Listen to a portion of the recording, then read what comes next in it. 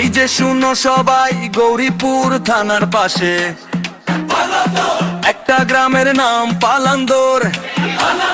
শান্তির গ্রাম পালান্দর, নাই কোনো ঝগড়া, নাই কোনো বেজাল, ভালোবাসায় ভরা ঘর। মসজিদের আজান বাজে, মনটা হয়ে যায় সুন্দর, বিনা খরচে দিনের শিক্ষা আছে মাদ্রাসা নিরন্তর।